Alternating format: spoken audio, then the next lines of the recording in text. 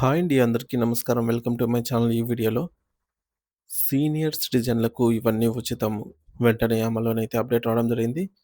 So, దీనికి సంబంధించిన పూర్తి వివరాలు ఈ వీడియోలో తెలుసుకుందాము. వీడియో అయితే ఎక్కడ గాని స్కిప్ చేయకుండా ఎండ్ వరకు చూసేయండి. అప్పుడు ఇన్ఫర్మేషన్ పూర్తిగా అర్థమవుతుంది. అలాగే వీడియో చూస్తున్న ప్రతి ఒక్కరు వీడియోకి లైక్ చేయండి ఫ్రెండ్స్. ఈ వీడియోని తోటి మిత్రులతో అయితే షేర్ చేయండి. కొత్తగా చూస్తున్న వారైతే ఇంకా సబ్స్క్రైబ్ చేసుకున్నట్లయితే వెంటనే మన ఛానల్‌ని సబ్స్క్రైబ్ చేసుకోండి. సో, దీని ద్వారా నేను చేసే లేటెస్ట్ వీడియోస్ అన్నీ మీ వరకు రీచ్ అవుతాయి. ఇక ఆలస్యం చేయకుండా వివరాల్లోకైతే వెళ్ళిపోదాము. ఫ్రెండ్స్, ఇక విషయానికొచ్చినట్లయితే భారత ప్రభుత్వం వృద్ధుల ఆరోగ్య సంరక్షణపై కీలక నిర్ణయం తీసుకుంది. 70 ఏళ్లు పైబడిన 6,00,00,000 మంది సీనియర్ సిటిజన్లకు ఆరోగ్య బీమా కల్పించాలని నిర్ణయించిందని రాష్ట్రపతి ద్రౌపది ముర్ము కేంద్ర బడ్జెట్ సమావేశంలో ప్రకటించారు.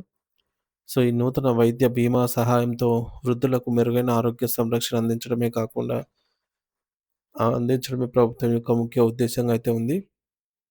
సో, ఈ మేరకు మనం చూసుకున్నట్లయితే ఆయుష్మాన్ భారత్ పథకం లేదా ప్రధాన్ మంత్రి జన్ ఆరోగ్య యోజన పీఎంజేఏవై ప్రపంచంలోనే అతిపెద్ద ప్రభుత్వ ఆరోగ్య సంరక్షణ పథకాల్లో ఒకటి.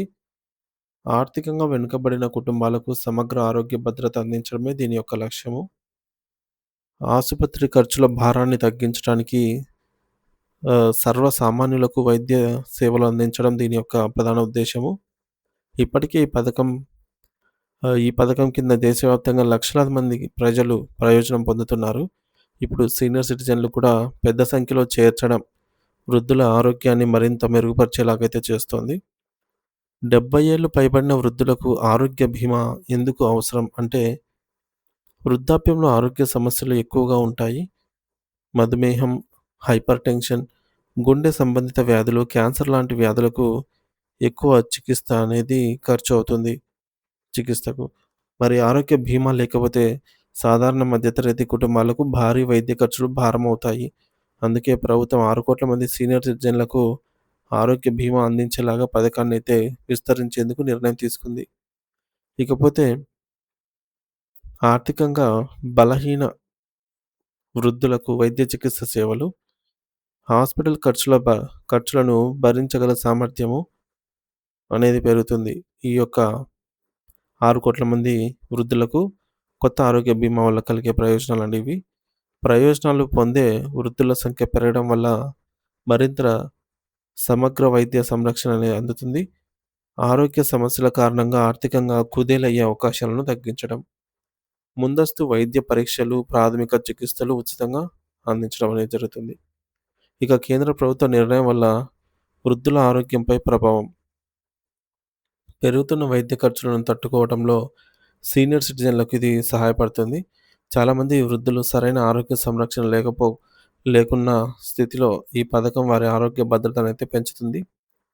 వృద్ధుల జీవిత నాణ్యతను మెరుగుపరచడంతో పాటు కుటుంబ సభ్యులపై ఉన్న ఆర్థిక భారం తగ్గుతుంది.